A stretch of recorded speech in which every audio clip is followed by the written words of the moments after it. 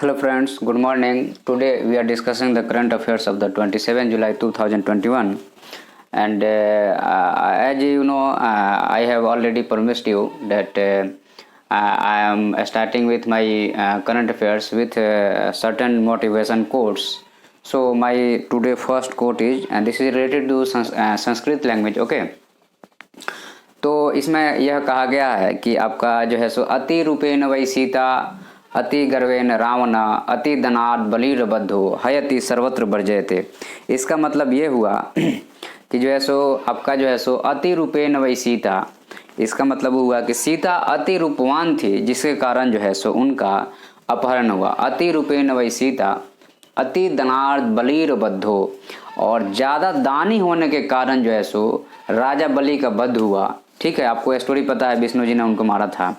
तो अति रूपेण वै सीता अति रूपेण वै सीता अति रूपेण वै सीता अति गर्वेण रावण, और रावण का जो वध हुआ क्योंकि बहुत ज़्यादा घमंडी था। ठीक है, अति रूपेण वै सीता अति गर्वेण रावण अति धनात् बलिर्बद्धो है अति सर्वत्र वर्जयते।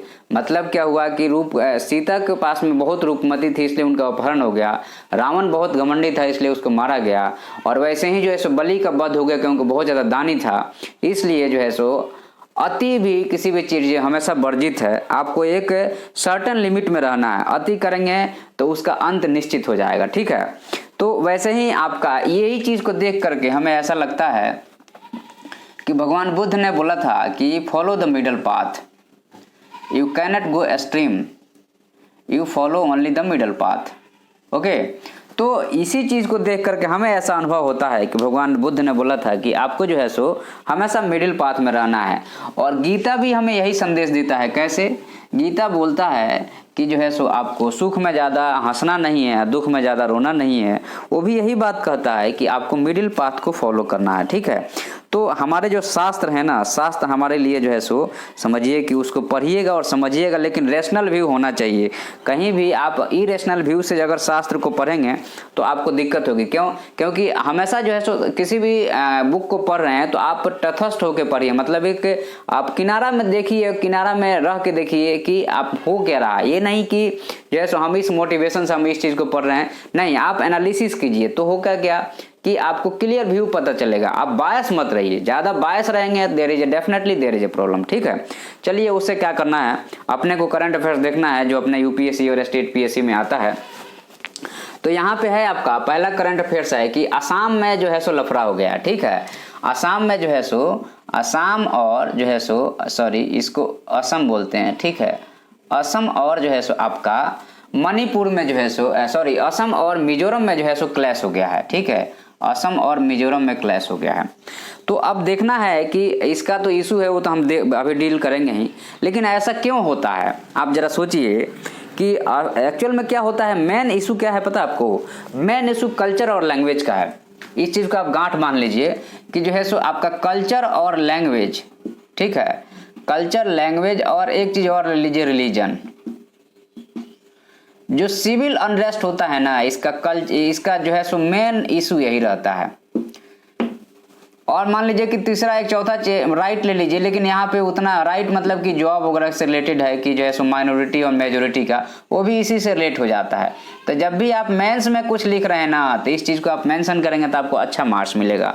और आप कहीं भी एक देखिए, एक थंब रूल होता है, मेंस में लिखते हैं आंसर जनरली जो है सो बहुत सारा बवंडर नहीं बांधना है ना, क्योंकि मैक्सिमम आपको 2 ही पेज मिलना है। एक पेज ये मिलना है 10 नंबर में और एक पेज ये मिलना है। कितना सारा चीज़ आप पढ़ के लिख दीजिएगा बताइए, एक टॉपिक पे कितना बहुत सारा चीज़ आप पढ़े हैं, आपको उतना देन एंड देयर जो चीज़ याद रहेगी वही लिखिएगा। तो आप किसी भी चीज़ को कनेक्ट कीजिए माइंड में। तो यहाँ पे क्लैश का रीजन क्या है? एक तो कल्चर है, दूसरा लैंग्वेज है, तीसरा रिलीजन है। आप देखिएगा कि असम जो है ना, असम बंगाली और नॉर्थ इंडियन का गढ़ है, और असमी लोग हैं, ट्राइबल लोग हैं। ठीक है, तो यहाँ पे खुद ही अनरेस्ट रहता है, पहला चीज। दूसरा चीज ये है कि इधर इधर इधर इधर जाइएगा तो ये इथनिक ट्राइबल है, और साथ में जो है सो आपका क्रिश्चियन लोग हैं। ये लोग आपके जो है सो डॉग को खा जाते हैं, गाय को खाते हैं। तो अब यहाँ पे क्या है कि क्रिश्चियन लोग हैं, और या फिर जो है सो बौद्ध लोग हैं, या फिर जो है सो आपका आदिवासी ट्राइबल है।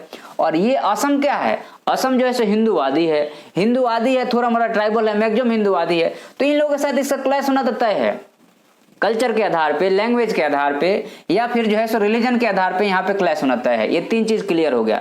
अब यहाँ पे हुआ क्या है, बॉर्डर को लेके हुआ है कि इनके बीच में यहाँ पे जो है सो सेंट्रल रिजर्व पुलिस फोर्स जो है सो यहाँ पे तैनात थी, ठीक है। तो इनके वाले असम वाले पुलिस फोर्स आकर के यहाँ पे जो रेरी वरी जो गाड़ी वारी थे उनको धक्के थूर दिए, तो इधर वाले ने फिर फायरिंग कर दिया। इसमें जो है सो इनका एसपी और 6 जवान शहीद हो गए। एसपी शायद उसमें घायल हुआ है, 6 जवान शहीद हुए हैं। तो अब इसका जो रीजन था कि ये डिस्प्यूट है, बॉर्डर एरिया का जो डिस्प्यूट है इनका जो है सो 164.6 किलोमीटर में डिस्प्यूट है कि हमारा है कि हमारा। वैसे ही आपका जो है सो कर्नाटका में और कहाँ पे, महाराष्ट्र में वैसे ही जो है बेलगावी के लोग के डिस्प्यूट है।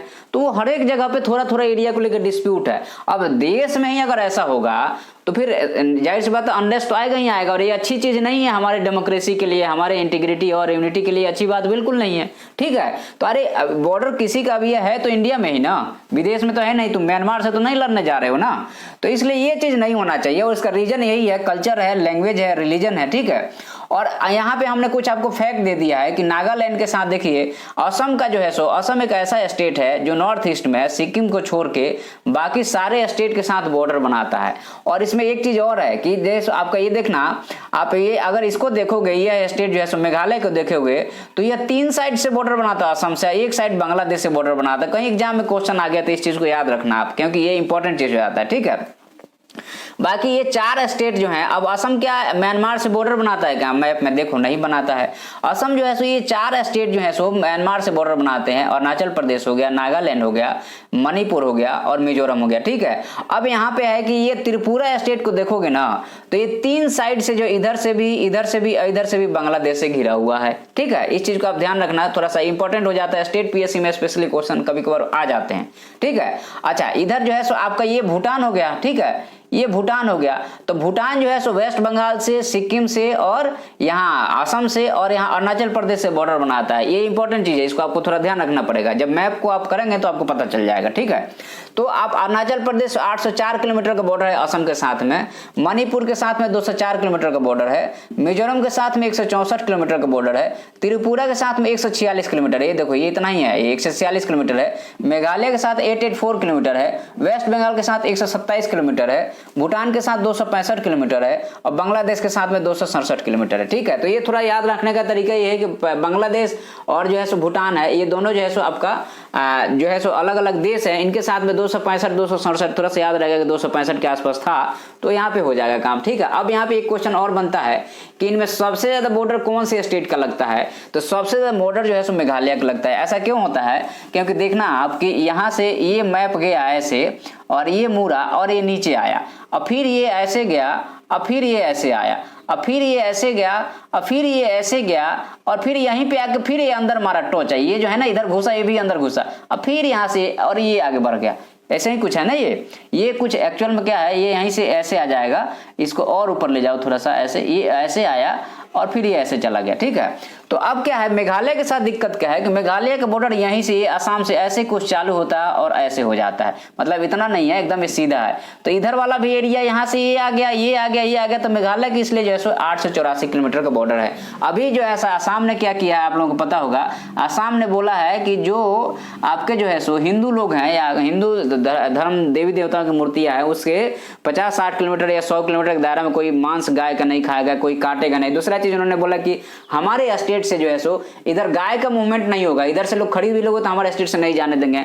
तो इधर क्रिश्चियन लोग हैं जो गाय खाते हैं और हिंदू लोग हैं जो उसको भगवान की तरह पूजते हैं। तो अभी ये भी एक इशू टसल चल ही रहा है और साथ में अभी एक नया नाटक चालू हो गया, ठीक है।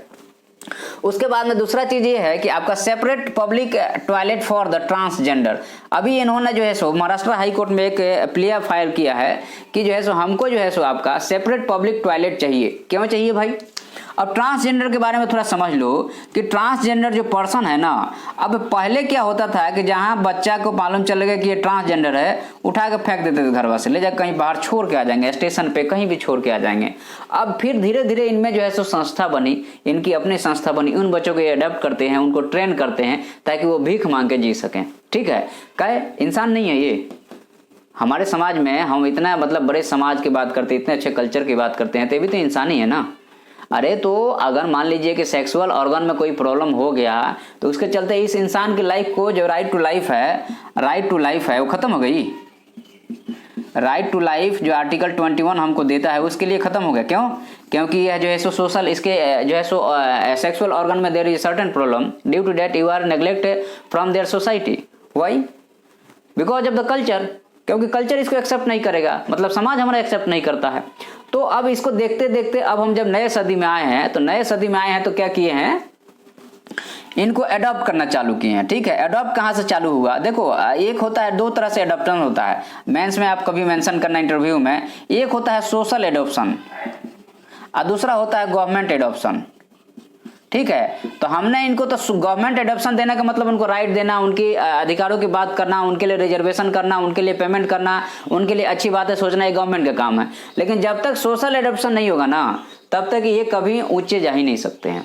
ये इंपॉर्टेंट बात है। आपने देखा होगा कि बहुत सारे आजकल जो है सो ट्रांसजेंडर IAS IPS बन रहे हैं, स्टेट में काम कर रहे हैं, लेकिन समाज में एक्सेप्टेंस नहीं है। समाज में जब तक एक्सेप्टेंस नहीं है, ये कि इनका टोटल एक्सेप्टेंस हो ही नहीं सकता है। जैसे डाउरी क्या है, समाज में एक्सेप्टेड नहीं है। समाज मतलब एक्सेप्टेड है, गवर्नमेंट में एक्सेप्टेड नहीं है, तो काम कर रहा है नहीं कर रहा। आ जाओगे बिहार में, एक शादी करना है तो आपको 20 लाख रुपए मांगेगा, सब 25 लाख मांगेगा। अरे भाई, तुमने बेटा को पढ़ाया तो सामने वाले ने बेटी को पढ़ाया कि नहीं पढ़ाया? लेकिन आज ऐसी बड़ी हिसाब बन गई है कि लड़कियां जो हैं सो 4-4 5-5 एक घर में लड़कियां पड़ी हैं, सिर्फ पैसे के चक्कर में शादी नहीं हो रहा। और दिक्कत यहाँ पे है कि वहाँ पे आधे से ज्यादा तो बदमाश लोग हैं, जो बस यही सब अपना जो है दिखाना है, लौंडिया डांस कराना है और यही सब करना है।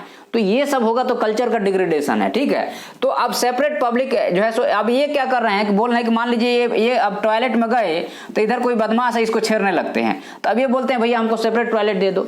तो अब यहाँ पे एक ये बात हो गई, कभी आप मेंस में आंसर राइटिंग करते हो तो आप लिख सकते हो कि separate toilet for the transgender person. ठीक है, उसके बाद में जो है so national council for the, अब ट्रांसजेंडर के लिए 2019 में बना, इसमें जो है सो नेशनल काउंसिल के लिए सोशल जस्टिस एम्पावरमेंट की जो मिनिस्ट्री है, उनके कैबिनेट मिनिस्टर, उनके स्टेट मिनिस्टर और सेक्रेटरी के हेड होंगे। जो अब ये क्या करेगा, नेशनल काउंसिल ऑफ ट्रांसजेंडर क्या करेगा, उनके हितों की रक्षा करेगा, उनके बारे में सोचे, अच्छे स्कीम लाएगा। कोई गलती हो रहा है तो उसके ऊपर जो है सो अपील फाइल कर सकता है, कोर्ट जा सकता है, ऐसा कुछ है इसमें। ठीक है, उसके बाद में जो है अब देखो दिक्कत क्या थी, जब ये बिल आया था, ये ट्रांसजेंडर है तो इसको जाना पड़ेगा कहाँ पे, पहले जाना पड़ेगा हॉस्पिटल में, वहाँ के CMHO से लिखवाना पड़ेगा। उसके बाद में फिर जो DM होगा और एक थर्ड पर्सन होगा, 3 लोगों की एक 3 या 4 लोगों की एक बॉडी होगी, ये सर्टिफिकेट देगा कि हम ट्रांसजेंडर हैं। तो अब देखो फिर यहाँ पे एक्सप्लॉइटेशन और पैसा मांगने की बात आ गई। ये CMHO बोलेगा नहीं तुम नहीं हो तो तुम क्या कर लोगे? तो अब यहाँ पे हमारा राइट टू लाइफ है कि हम अपना राइट टू लाइफ में ये भी तो डिसाइड है कि हम अपना जेंडर भी तो हम डिसाइड कर सकते हैं। तो अब यहाँ पे बाद में इसको हटा दिया गया, सुप्रीम कोर्ट ने इसको स्ट्राइक डाउन किया और DM को बोला कि भैया जो डिस्ट्रिक्ट मजिस्ट्रेट है वो सर्टिफिकेट प्रोवाइड करेगा, ये स्क्रूटनी नहीं करेगा, सर्टिफिकेट प्रोवाइड करेगा, क्योंकि right to life under article 21 है और उसके अंतर्गत इनको जीने का हक है। अपने मतलब जीने का हक मतलब अपना जेंडर भी डिसाइड करने का हक है। तो आपका जब भी मन करता है जेंडर चेंज करा करके आप सर्टिफिकेट ले सकते हैं। ठीक है, तो अब ये जो है सो राइट टू सेल्फ आइडेंटिफिकेशन का वही चीज है कि हमारा राइट है अपने जीने का, तो हम मेल है या फीमेल है हमारा डिसीजन है, आप इसको ज्यादा हैम्पर नहीं करोगे। ठीक है, उसके बाद में दूसरा चीज है कि राइट टू रेसिडेंट, मतलब इनको भाड़े पे घर नहीं मिलता है, तो अगर आप घर नहीं देते हो, आपने लगाया है टू लेट, तो अगर नहीं देते हो तो आपके ऊपर जो FIR हो सकता है अगेंस्ट द डिस्क्रिमिनेशन। आप ये नहीं बोल सकते हो कि फलना है देखना है, ऐसा नहीं कर सकते समाज में, ये डिस्क्रिमिनेशन के अगेंस्ट में है। National portal for the transgender भी जारी किया गया है कि जहां भी ग्रीवियंस है या कोई इन्फॉर्मेशन अगर स्प्रेड करना है तो आप इससे कर सकते हैं। ठीक है, तो ये 2 करंट अफेयर्स थे। नेक्स्ट आप लोगों का है derogatory word in the certificate. ठीक है, तो डेरोगेटरी वर्ड सर्टिफिकेट का ये जो है सो एक्चुअल में सोशल इशू से रिलेटेड एक चीज़ है, छोटी सी न्यूज़ है कि मान लीजिए कि आपका कोई कास्ट सर्टिफिकेट जैसे जारी होता है तो डिपार्टमेंट से होता है, तो यहाँ पे लिखना पड़ता है कि मैं किस जाति का हूँ। तो उसमें जो है लोग लिखते रहते हैं कि कोई किस जाति का है, कोई किस जाति का है। तो एक तरह से कहा जाए तो ये समाज में इनइक्वालिटी का कारण है। तो इससे रिलेटेड जो है एक पिटीशन फाइल की गई है दिल्ली हाई कोर्ट में। ठीक है, कि इन जितने भी ये वर्ड है ना, डेरोगेटरी वर्ड हैं जो ऑफिशियल लिखते हैं कि तुम इस जाति के हो, तुम इस जाति को, तुम्हारा ऐसा है, तुम्हारा वैसा है, तो इसी कारण जो है समाज में एक डिस्क्रिमिनेशन और ऐसा लगता है कि हम आज भी समाज में जैसे अछूत हैं। ठीक है, तो इसको हटाने की बात हो रही है। तो सोशल इनइक्वालिटी में जब भी कुछ आए कहानी लिखने के लिए तो आप लिख सकते हैं कि आज भी हमारे समाज में ऐसा है, आज भी हमारे गवर्नमेंट ऑफिशियल ऐसा सर्टिफिकेट में लिखा जाता है जो कि समाज के लिए एक अछूत और जो है सो अस्पृश्यता या जो है सो आपका उस क्या बोलेंगे उसको कि अनटचेबिलिटी को बढ़ावा बढ़ावा देता है। ठीक है, तो ये छोटा सा न्यूज़ था, बस आपको कहीं कुछ लिखना पढ़ना हुआ इससे रिलेटेड तो आप इस यहाँ पे इसका यूज कर सकते हैं। ठीक है, उसके बाद में दूसरा चीज़ है आपका कि जो है सो अब देखिए आपका यमुना रिवर की अगर आप बात करेंगे तो आपका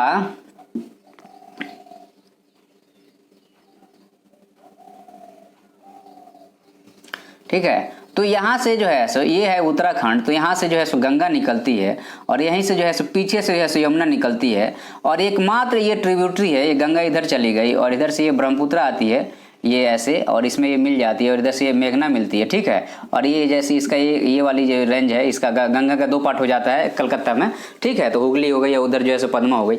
तो अब यहाँ पे क्या है कि देखना आप कि यमुना एकमात्र ऐसी रिवर है, गंगा हिमालयन रिवर है जो गंगा के राइट हैंड साइड से, जैसे हम ऐसे खड़े हो गए ना तो हमारा अब गंगा कैसे, गंगा का फ्लो ये है ना, तो जिधर रिवर का फ्लो है उधर आप मुंह करके खड़े हो जाइए, मतलब ऐसे गंगा बह रही है तो हम इधर मुंह करके खड़े हो जाएंगे तो हमारी राइट साइड से जितने नदियां आके मिल रही हैं उनको कहा जाएगा राइट बैंक ट्रिब्यूटरी और लेफ्ट साइड से जितनी आके नदियां मिलती हैं उनको कहा जाता है लेफ्ट बैंक ट्रिब्यूटरी।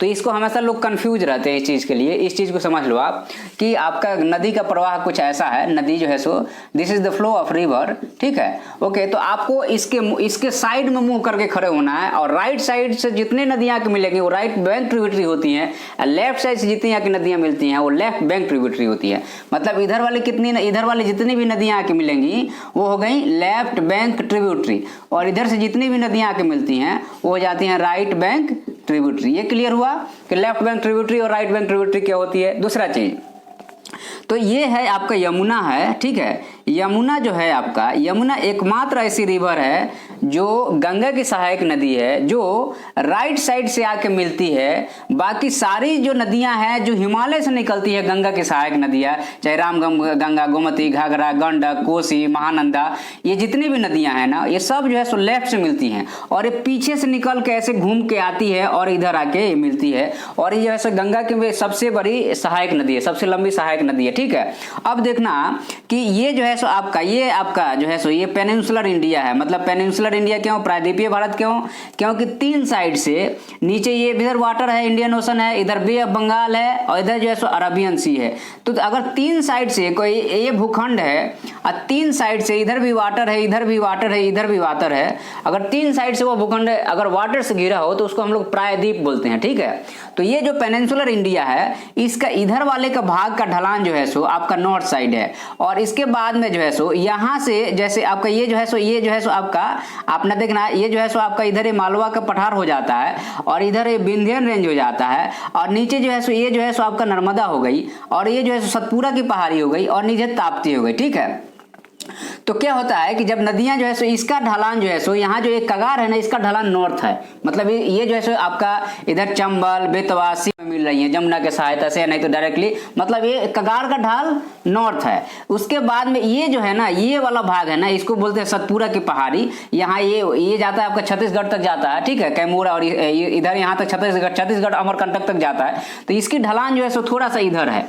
अब बाकी जो है ये वाली अब यहाँ से जो है सो ये वाली इसकी ढलान किधर है, इसकी ढलान इधर है। जब ये जो है ना ये जब इधर दराज से जब इधर टकराया था ना, इधर ये दराज से जब टकराया तो यहाँ से टूट के गिरा, ये नीचे चला गया। जब ये नीचे चला गया तो ये जो है सो थोड़ा सा टिल्ट हुआ। जब टिल्ट हुआ ना तो इसका जो है सो पहले जितनी भी रिवर का फ्लो था उस सब का डायरेक्शन फटाफट चेंज हो गया। ठीक है, और जो है सो अपनी अपनी रास्ता बदल ली। तो हमको अभी ज्योग्राफी जब हम आपको पढ़ाएंगे तो आपको इस चीज के बारे में बताएंगे कि आखिर में हुआ क्या है। यहाँ पे हमें क्या समझना है, ये पॉल्यूशन से रिलेटेड एक टॉपिक है आपका कि गंगा में जो है सो यमुना में जो है सो आपका क्या है, यमुना रिवर जो है सो ये आपकी गंगा रिवर है। ठीक है, ये इधर से इधर आई, इधर से ये ब्रह्मपुत्र आई, यमुना कुछ यहाँ से निकल रही है, यमुना आके इधर से आके यहाँ पे मिल रही है।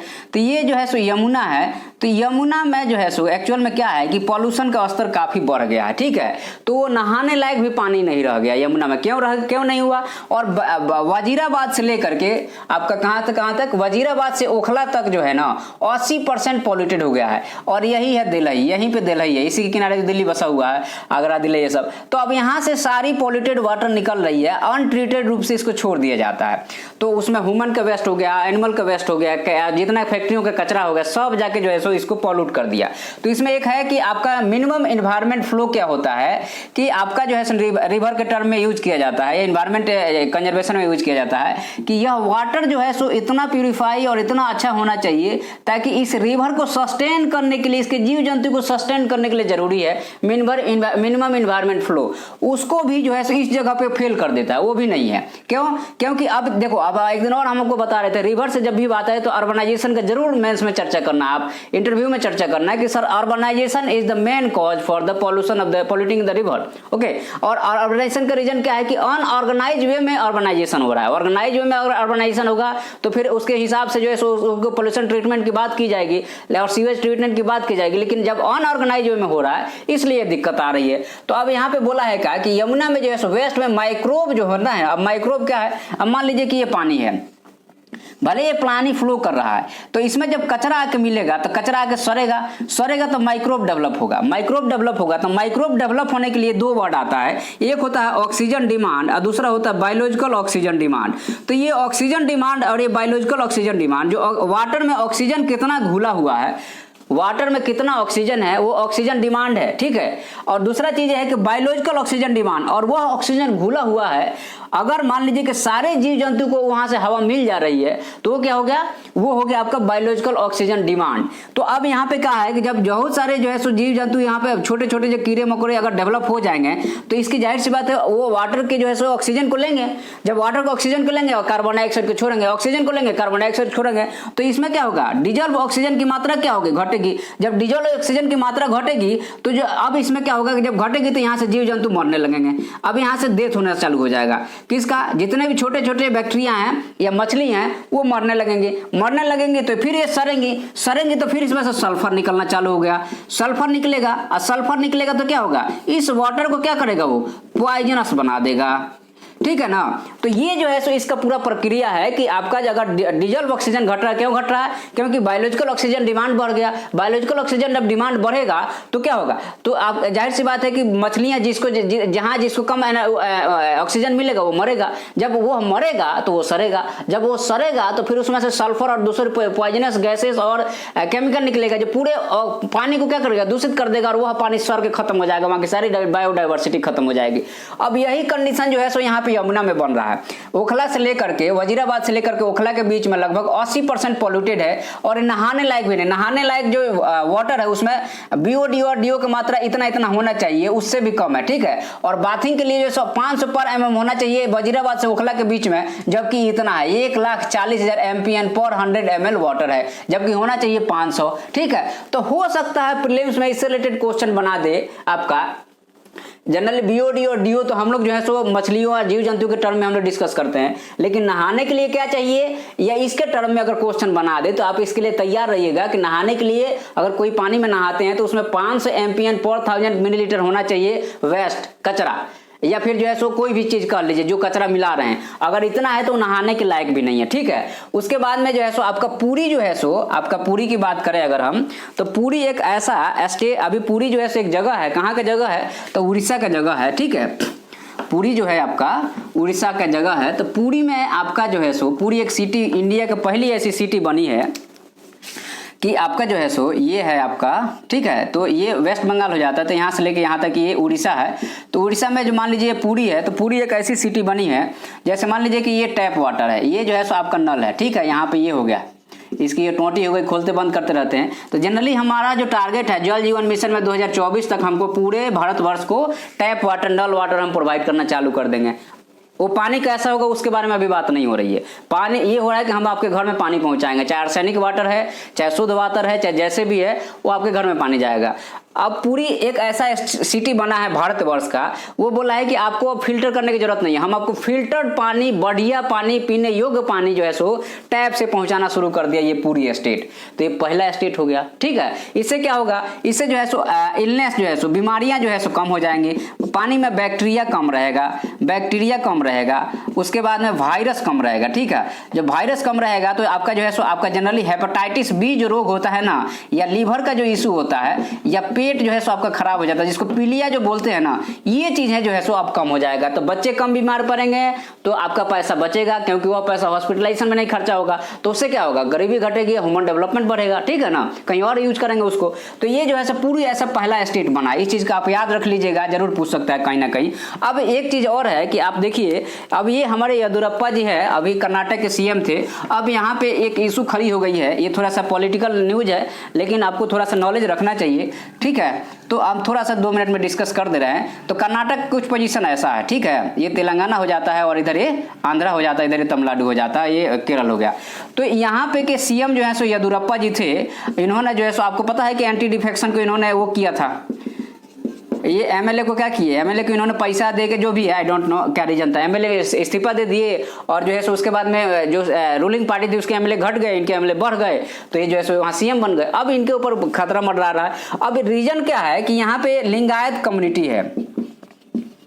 हमने आपको हमारे प्रीवियस वीडियो में जाके देखिएगा, हमने लिंगायत कम्युनिटी के बारे में डिस्कस किया था कि ये बंदा लिंगायत वाले जो रहते हैं ना, छोटे से शिवलिंग को अपने यहाँ पहनते हैं, और ये जाति को नहीं मानते हैं, ठीक है। ये जो है सो कास्ट डिस्क्रिमिनेशन को नहीं मानते हैं, सोशल इनइक्वालिटी को नहीं मानते हैं, और जो है सो इनका जो है थॉट है वो पूरे भारत वर्ष के सारे देश के लोग जो है सो हमारे भाई बंधु है, ऐसा इनका थॉट है।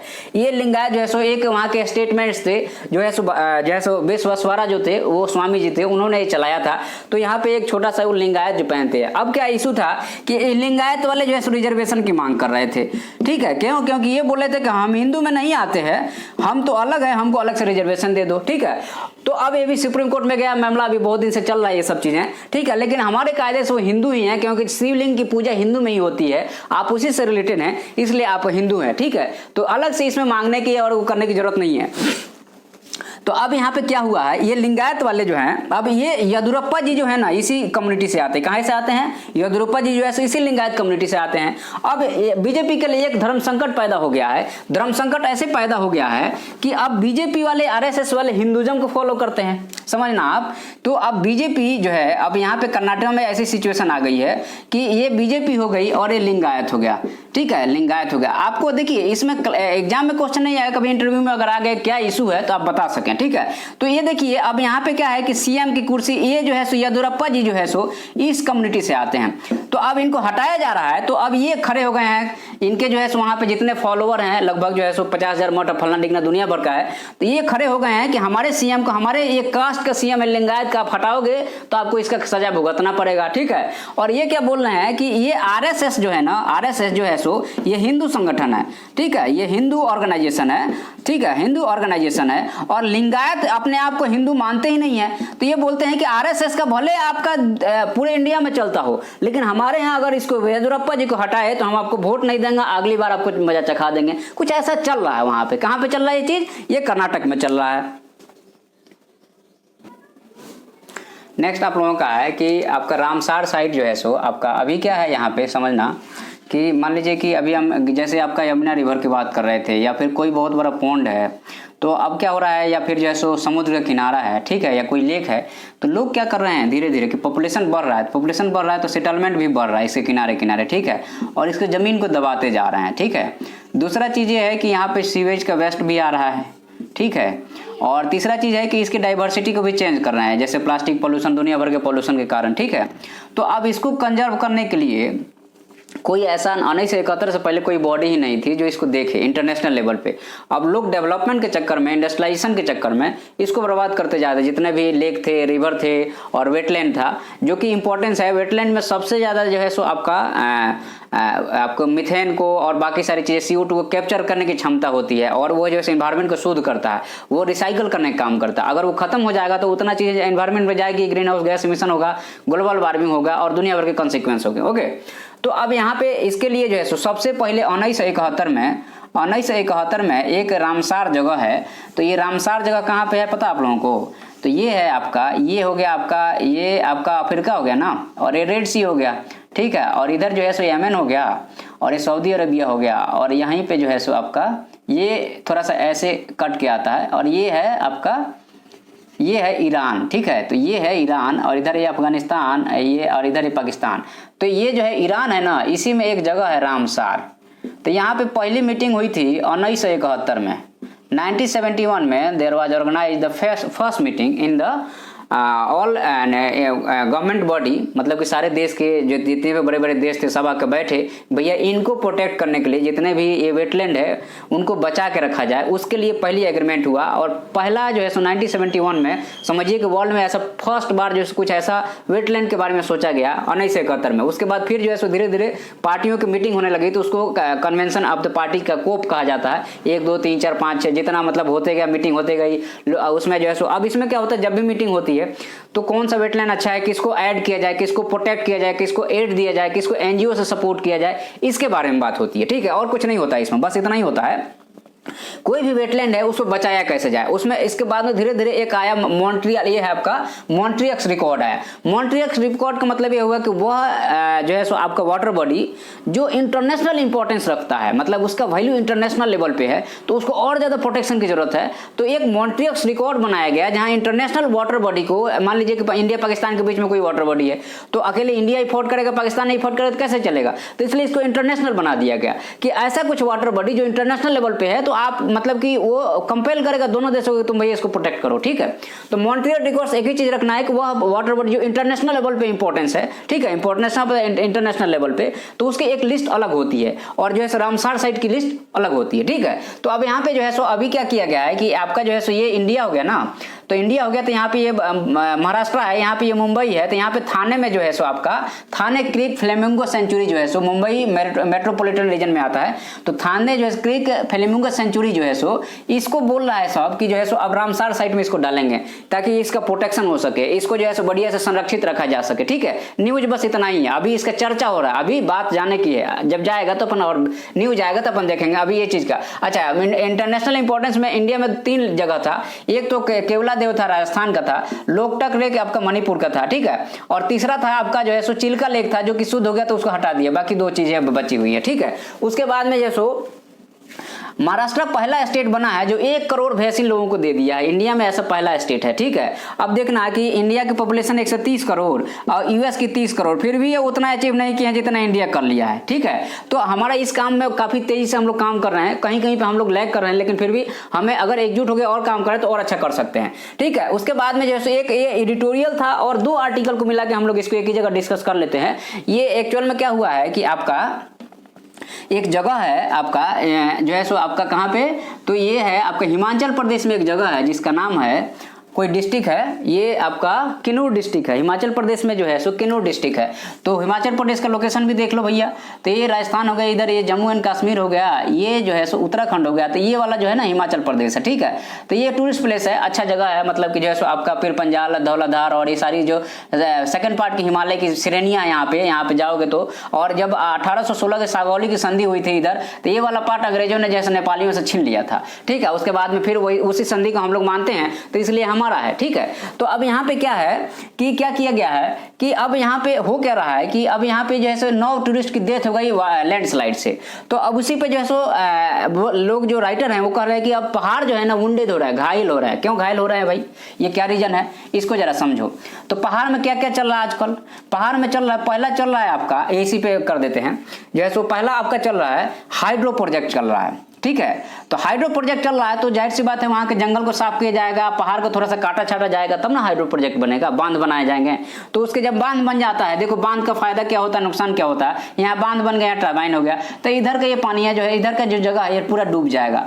तो ये जब डूब जाएगा तो क्या होगा कि यहाँ की सारी जो डाइवर्सिटी है, जीव जंतु है, सब मर जाएंगे, पेड़ पौधे खत्म हो जाएंगे। यहाँ एक वाटर बॉडी का निर्माण हो गया, ये नेचुरल नहीं है, ये मैन मेड है।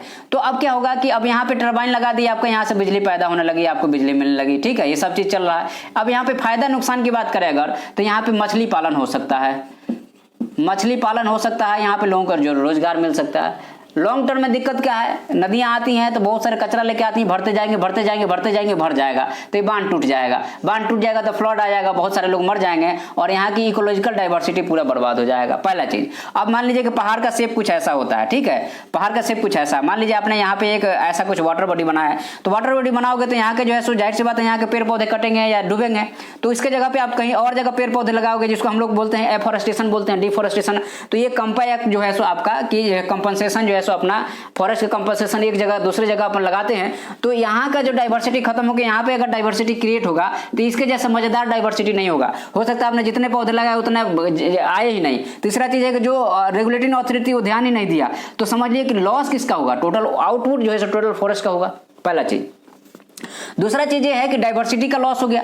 अब क्या है कि यहाँ पे जनरली जैसे हम डैम बना रहे हैं या फिर जो है सो आपका टनल बना रहे हैं, तो हम लोग क्या करते हैं, ब्लास्ट करते हैं। ब्लास्ट करते हैं तो ये चूना पत्थर है, जितने भी है सेल जो है सो आपका सैंड स्टोन है, क्योंकि वो जो है सो धीरे धीरे समुद्र की नदियां मिट्टी लाके भरती गई तो ये सैंड स्टोन बना हुआ है, तो वो इतना मजबूत पत्थर नहीं है, ठीक है, अग्नि चट्टान नहीं है, इग्निशियस रॉक नहीं है, तो उसमें ब्लास्टिंग हो रही है। हिमालय में जैसे आपको जो है सो टनल बनाना है तो आप ब्लास्ट कर रहे हो, या जो है सो आपका डैम बनाना है तो ब्लास्ट कर रहे हो, तो ब्लास्ट जब कर रहे हो तो जाहिर सी बात है पूरा जो है सो उसका माउंटेन का स्ट्रक्चर ही डगमगा रहा है, तो लैंडस्लाइड बढ़ रहा है, ठीक है। तीसरा चीज एक और चीज इसमें है कि आपका एक चीज और है यहाँ पे, इस चीज को ध्यान देना, ये इंपॉर्टेंट चीज है, इसको समझना पड़ेगा कि लैंडस्लाइड की एक्टिविटी का एक मेजर रीजन जो है सो एग्जाम में मेंशन करना, इंटरव्यू में मेंशन करना, मजा आ जाएगा।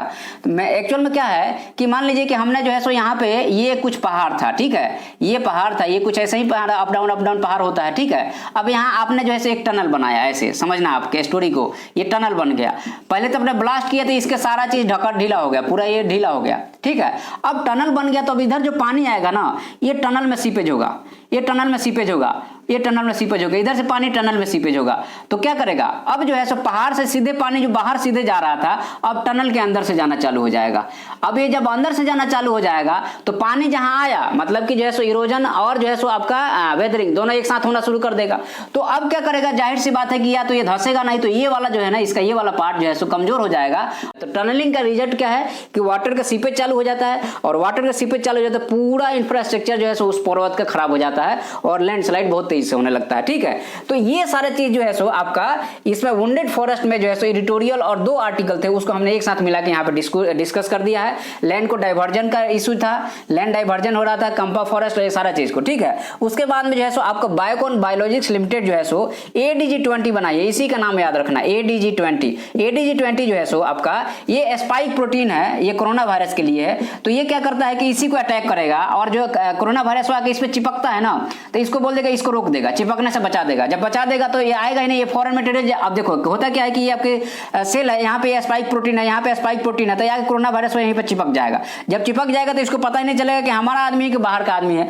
अब यहाँ पे जैसे ही चिपकने ही नहीं देगा तो यहीं कहीं पड़े रहेंगे, यहीं पड़े रहेंगे, तो ये बोलेगा अच्छा ये कहीं दूर का लग रहा, मार इसको, तो इसको तुरंत मार देगा और ये मर जाएगा। तो ADG20 यही काम करेगा। अभी जो है एंटीबॉडी जो है स्पाइक प्रोटीन को बता देगा या उसको वो चिपकना ही नहीं देगा, तो जाहिर सी बात है स्पाइक प्रोटीन टारगेट कर लेगा इसको और इसको खत्म कर देगा। तो इसका नाम याद रखना, कोरोना वायरस का एक एंटीबॉडी डेवलप किया गया है, spike protein ADG20। USA China में टॉक हो रहा है, यूएसए चाइना के यूएस के फॉरेन मिनिस्ट्री और चाइना के जो फॉरेन मिनिस्टर है आपस में बात कर रहे हैं। तो ये बात क्या करेंगे भाई, तो देखिए अब देखिए एक चीज थोड़ा सा स्टोरी समझ लीजिए। हम समझ रहे हैं कि थोड़ा सा लंबा लेक्चर हो जाता है, लेकिन अब जाहिर सी बात है कि पूरा अगर न्यूज़पेपर को अच्छे से डिस्कस करेंगे, न्यूज़पेपर पढ़ेंगे नहीं ना, आजकल लोग क्या करते हैं न्यूज़पेपर पढ़ देते हैं, अरे तो न्यूज़पेपर हम भी पढ़ लेंगे ना, आप बताइए चीजों को। तो ये हो गया आपका यूएसए हो गया, और ये हो गया चाइना हो गया, ठीक है, चाइना हो गया। तो यहाँ पे देखिए ये चाइना है और इधर ये यूएसए है और इधर ये पैसिफिक ओशन है, ठीक है। तो पैसिफिक ओशन है, तो अब दिक्कत कहाँ पे आ रही है कि ये चाइना और इनके बीच में डिफरेंस हो गया। दोनों के फॉरेन मिनिस्टर जब मीट किए है तो ये इनका कंसर्न क्या क्या है समझ लीजिए। इनका कंसर्न है कि तुम जो है सो जितना हमारे पर ये जो बैरियर लगा रहे उसको ओपन करो, ठीक है, हमारे नागरिकों को अपने यहाँ आने दो, ठीक है। जो है सो सिटीजनशिप का जो इशू है, उसके बाद में जो हुआई इनकी कंपनी है उसको तुम जो है सो थोड़ा सा उसको रिलैक्स करो, अपने आने दो, हमारा व्यापार बढ़ने दो।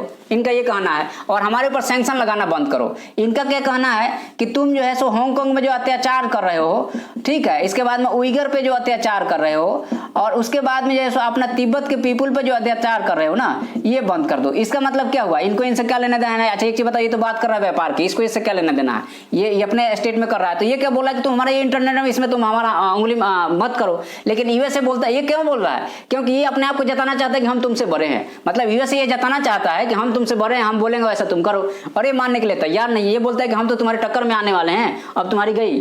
ठीक है, तो अब समझना जरा कि 1971 की बात अगर हम करें तो यही चाइना है और यही यूएसए है। इंदिरा गांधी के समय में जब हम भारत और पाकिस्तान को, ये चाइना यूएसए और पाकिस्तान जो है सो ये भारत के अगेंस्ट में लड़ रहे थे, और रसिया हमको साथ दे रहा था।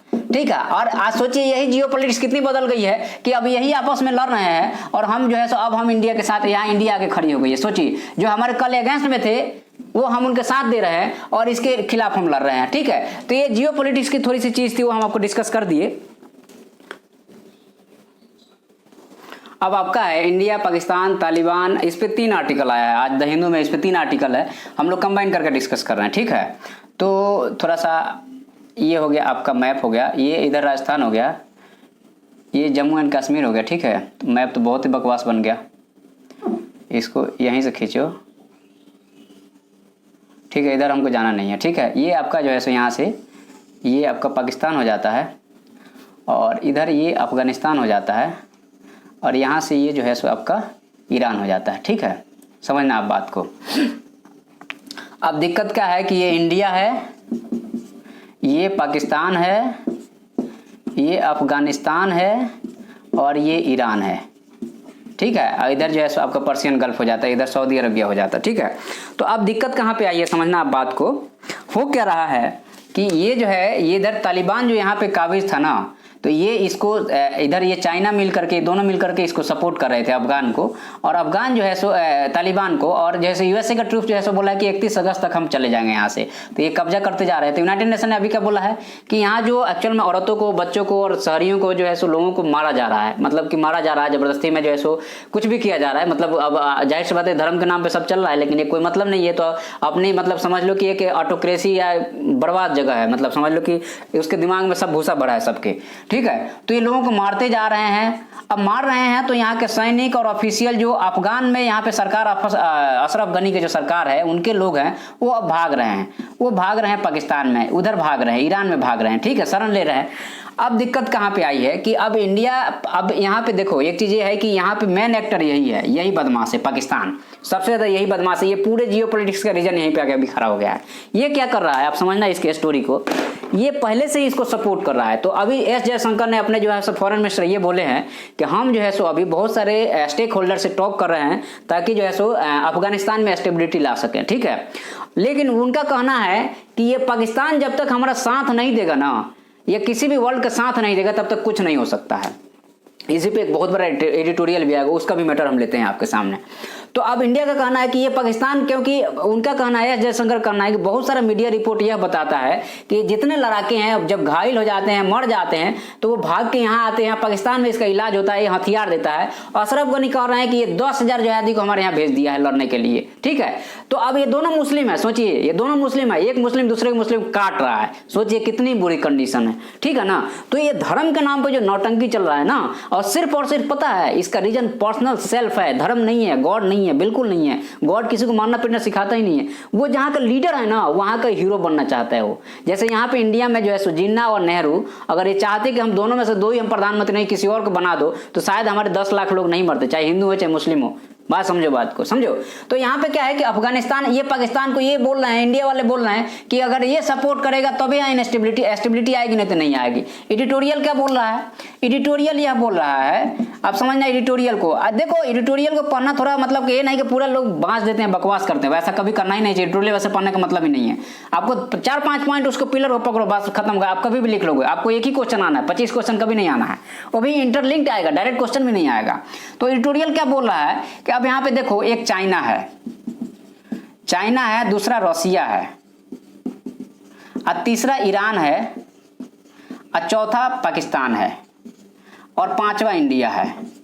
तो इंडिया को, अभी इंडिया वाला जो एडिटोरियल लिख रहा है वो कह रहा है कि चाइना को, रसिया को, ईरान को और पाकिस्तान को, और अभी यूएसए ने एक क्वाड बनाया है। क्वाड में जो है सो उज्बेकिस्तान है, पाकिस्तान है, ईरान है और जो है यूएसए है। इसमें इंडिया शामिल नहीं है, इस चीज को ध्यान रखना, नहीं तो मामला हो जाएगा गड़बड़, ठीक है।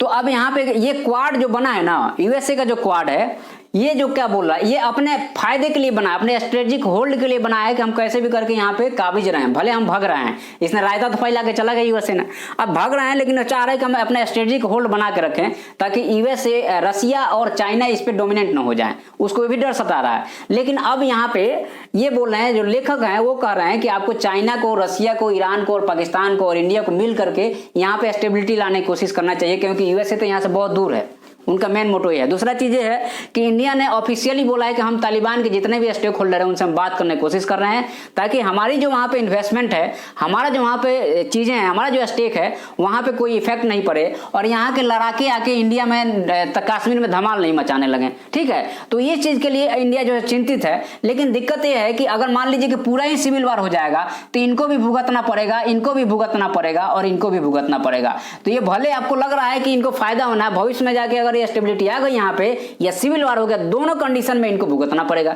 क्योंकि रिफ्यूजी क्राइसिस चालू हो जाएगा। रिफ्यूजी क्राइसिस चालू हो जाएगा तो क्लैशेस होने लगेगा, और क्लैशेस होने लगेगा तो पूरा ये रीजन अनस्टेबल हो जाएगा, और फिर जो है सो पब्लिक इधर भी मूव कर सकती है, इंडिया में भी मूव कर सकती है।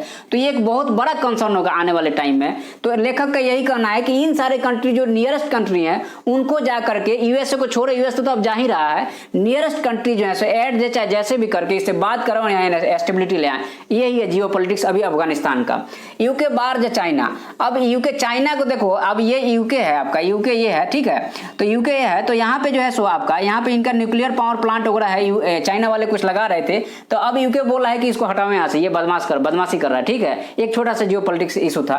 उसके बाद यूरोप में जो है सो फायर और फ्लड, यूरोप में जो है सो अब वाइल्ड फायर भी एक साथ लग रहा है और फ्लड भी आ रहा है, क्यों? क्लाइमेट चेंज के कारण, ठीक है। तो अब इसको अभी फायर के हमने कल ही डिस्कस किया था कि फायर का क्या क्या रीजन होता है, तो उसमें ये चीज को आप देख लेना, नहीं तो जाके हमारा वो वाला वीडियो देख लेना, ठीक है। अब यहाँ पे एक चीज आपको समझने वाली है आपका, कि वीडियो तो बहुत लंबा हो गया आपका, बट हम तुरंत खत्म कर रहे हैं इसको, ठीक है।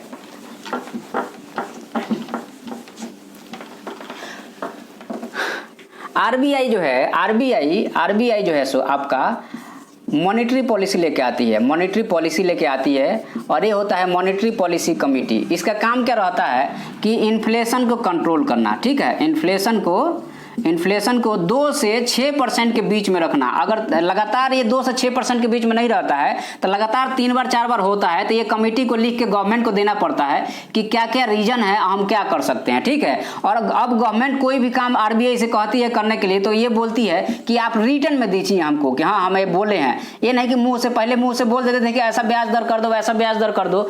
तो अब ये बात खत्म हो गया। ये 2016 में आ गया था, 15-16 में मॉनेटरी पॉलिसी कमेटी आ गई। इसमें 3 मेंबर जो रहते हैं आरबीआई के रहते हैं, और 3 मेंबर जो है सो गवर्नमेंट के रहते हैं, ठीक है। इनका रीअपॉइंटमेंट नहीं होता है, और इनका जो टेन्योर होता है उसी में रहते हैं। इसका हेड होता है वो गवर्नर होता है, ठीक है। और इसका जो है सो गवर्नर हेड होता है, और कोरम जो है सो 6 में से 4 मेंबर होना चाहिए कम से कम, तब जाके एक कमेटी जो है सो आगे अपने डिसीजन ले पाएगी। इनका काम क्या ये करना। पहले क्या होता था कि आरबीआई मॉनेटरी पॉलिसी लाती थी तो उसमें इन्फ्लेशन भी हो गया, जॉब भी होगा, ग्रोथ भी, दुनिया भर की चीजें थी। तो अभी जो 2014-15 में कमेटी बनी मॉनेटरी पॉलिसी से रिलेटेड, तो उन्हें बोला कि सब चीज को छोड़ो, तुम इन्फ्लेशन को टारगेट कर लो, बाकी सब अपने आप कंट्रोल हो जाएगा। यहां समझना आप, ठीक है। तो अब आरबीआई की जो मॉनेटरी पॉलिसी होता है, तो मार्केट में महंगाई बढ़ गई है चाहे महंगाई घट गई, ठीक है। तो महंगाई बढ़ गई का मतलब मार्केट में क्या होगा, 2 चीजें समझना थोड़ा सा, ये थोड़ा सा कंसेप्चुअल चीज है, थोड़ा सा 2 मिनट में आपको समझा रहे हैं कि ये जो है सो इन्फ्लेशन मतलब महंगाई, ठीक है। महंगाई बढ़ रही है, और ये है रुपया, रुपीज हो गया, और ये हो गया आपका गुड्स मतलब सामान जो प्रोडक्शन हो रहा है, समझना आप चीज को। अब क्या है कि ये रुपीज का अगर लेवल बढ़ेगा और गुड्स का प्रोडक्शन उतना ही है, तो जो आप 10 रुपया पहले दे रहे थे, अगर रुपये मार्केट में पब्लिक के पास पैसा बढ़ेगी तो ज्यादा खरीदने की कोशिश करेंगे, तो इसका वैल्यू बढ़ जाएगा, 20 रुपया हो जाएगा। ये हो गया इन्फ्लेशन, ठीक है। तो यहाँ पे आरबीआई क्या करेगी, ये मार्केट से पैसा शक कर लेगी, खींचेगी, काहे तो आपका इंटरेस्ट रेट बढ़ा देगी, या लोन टू वैल्यू रेशियो बढ़ा देगी, ठीक है। तो इस तरह से इसके जो पॉलिसी टूल है ना, SLR CRR वो सब बढ़ा करके और बैंक से पैसा खींच लगे। जब बैंक से पैसा खत्म हो जाएगा, कम हो जाएगा, तो ऑटोमेटिकली ये फिर से 20% से क्या हो जाएगा, 10% पे आ जाएगा। ठीक है। तो टाइट मॉनेटरी पॉलिसी मतलब खींचना, और स्लो मतलब कि जैसे ओपन या जो कमजोर मॉनेटरी पॉलिसी मतलब पैसा जैसे अब ये 10% की जगह 5% हो गया, तो 5% हो गया। ठीक है। तो अब क्या है कि अगर इन्फ्लेशन हो रहा है या डिफ्लेशन हो रहा है, तो पैसा को खींच करके या पैसा को दे करके मार्केट को हम इसको कंट्रोल करते हैं। दिक्कत क्या है यहाँ पे, सेठ साहूकार हैं। इंडिया में जब 50% या 60% जो लोग कैश में ही काम करते हैं, बैंक को पैसा ही नहीं जमा कर रहे हैं, तुम्हारा मॉनेटरी पॉलिसी फेल हो गया।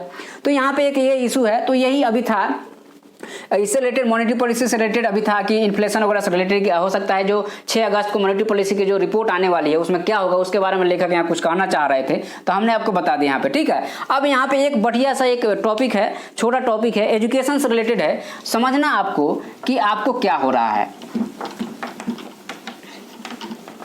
यहाँ पे क्या किया जा रहा है कि जितने भी बड़े बड़े प्लेटफॉर्म हैं, हम नाम नहीं लेंगे, आपको पता है, ये हो गया, बी हो गया, सी हो गया। क्या है कि ऐसे बड़े प्लेटफॉर्म को नाम लो ना, तो हम लोग जैसे लोगों को ये परेशान करते हैं। ठीक है। तो ABC प्लेटफॉर्म हो गया। मान लीजिए पहले हम जैसे या चाहे आप जैसे हजारों लोग जो है सो काहे पे पढ़ाते थे, YouTube पे पढ़ाते थे, कोई पैसा लेने वाली बात नहीं थी। तो इसमें जो अमीर है, पुअर है, चाहे रिच है, जितने बड़े बड़े अच्छे अच्छे टीचर जो थे सब इसी पे थे। तो क्या था कि आराम से स्टडी मटेरियल मिल रहा था, सारे वर्ग के लोग पढ़ रहे थे। अब क्या हुआ, अभी बड़े बड़े जो टेक्निकल गाइड जो आ गए जो एजुकेशन के क्षेत्र में, ये क्या किए, जितने अच्छे एजुकेटर थे ना, इनको खींच के इस प्लेटफॉर्म पे ले आ लिए। अब इस प्लेटफॉर्म पे ले आके क्या किए कि वो 10,000 रुपये मांग रहे हैं या 5,000 रुपये मांग रहे हैं, 10,000 रुपये मांग रहे हैं, 5,000 रुपये मांग रहे हैं। ठीक है। अब यहाँ पे आ गया आपका ये अर्बन एरिया हो गया, समझना थोड़ा सा पॉलिसी को। और ये जो है सो रूरल एरिया आ गया। कोई बताएगा नहीं है, हम बता रहे हैं आपको, कोई नहीं बताएगा, आप देख लेना। हम जो एनालिसिस बता रहे हैं आपको, ये पर्सनल एनालिसिस है, इस चीज को समझना। अर्बन एरिया में जो है सो 25 या 30% मान लेते हैं हम लोग रहते हैं, यहाँ 70% लोग रहते हैं।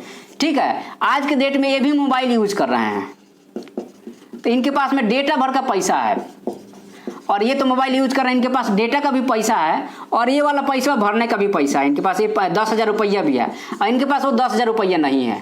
तो ये बड़े बड़े टेक जाइंट आने से अगर इंटरव्यू में क्वेश्चन आया किसको लॉस हुआ, तो रूरल इंडिया के जो बच्चे हैं या कमजोर क्लास के बच्चे हैं, उनको लॉस हुआ। जो बड़े बड़े एजुकेटर थे वो सब माइग्रेट करके यहाँ चले गए। अब ये पैसे देके पढ़ने लगे, ओपन तो पढ़ा नहीं रहे हैं। ओपन जब नहीं पढ़ा रहे हैं तो रूरल एरिया के बच्चे जो है सब फाइनली अब सफर कर रहे हैं। अब यहाँ पे गवर्नमेंट को पॉलिसी लाना चाहिए। अगर गवर्नमेंट यहाँ पॉलिसी नहीं लाती है तो रूरल वाले ऐसे ही पिछड़ते चले जाते हैं और अर्बन एरिया वाले बच्चे ऐसे ही आगे बढ़ते चले जाते हैं। तो यही होते हैं इनइक्वालिटी के कारण, समझे। तो कैसे टेक्निकल चीजें कैसे आपको इनइक्वालिटी के तरफ ले जाती हैं और गरीब बनाती हैं, अच्छा जैसे आपको समाज में अच्छा स्टेटस नहीं दिला पाती हैं, उसका रीजन यही सब है। तो इसको अब जब एनालिसिस कोई नहीं करेगा ना, तो यही सब होता रहेगा। हम मानते हैं कि इसमें से थोड़े लोग आते हैं यूट्यूब पे पढ़ाते हैं, क्या पढ़ाते हैं पता है, वो सिर्फ अपना एडवर्टाइजमेंट करते हैं कि तुम आओ हमको, हम यहाँ पे। और इसमें जो मान लीजिए थोड़ा कमजोर टीचर है ना, इस बड़े प्लेटफॉर्म पे चला जाता है ना, तो उसका सारा बच्चा को ले लेता है सब, उसके बाद लात मार के भगा देता है, समझो बात को। तो ये जो है ना, ये बिजनेस पॉलिसी है। बिजनेस पॉलिसी को समझना है। गवर्नमेंट जानती है लेकिन कुछ करेगी नहीं क्योंकि आपको मनसा ही नहीं है उसको काम करने की, आपके प्रति उसका प्यार ही नहीं है। अगर आपके प्रति प्यार रहता तो ये सारी चीज को एनालिसिस नहीं कर रही है। इतना IAS IPS बैठे हैं, समझ नहीं रहे हैं, इतने अच्छे अच्छे विचारक बैठे हुए हैं, लेकिन कोई कुछ नहीं करेगा। तो आपको और हमको ही करना पड़ेगा। इसलिए हमसे जुड़िए, आपको हम प्रॉपर जितनी भी सारी चीजें हैं ना ट्रू एनालिसिस करके देंगे, ठीक है। इसलिए आप सब्सक्राइब कीजिए, हमें थोड़ा मोटिवेट कीजिए। आगे चल के बहुत सारे हमारी प्लानिंग है जिसमें हमें काम करना है, लेकिन पैसा नहीं लेकर के इस चीज का, या पैसा भी लेकर 1,000 2,000 3,000 से ज्यादा बिल्कुल नहीं, ताकि जो गरीब से गरीब बच्चा है जो हमें दे सकता है, ये हमारा एम यही है, इससे ज्यादा कुछ भी नहीं है। इसलिए आप सब्सक्राइब कीजिए, हमारे साथ जुड़िए और आगे इसका प्लेटफॉर्म और आगे बढ़ेगा, ठीक है। तो थैंक यू आज को सुनने के लिए।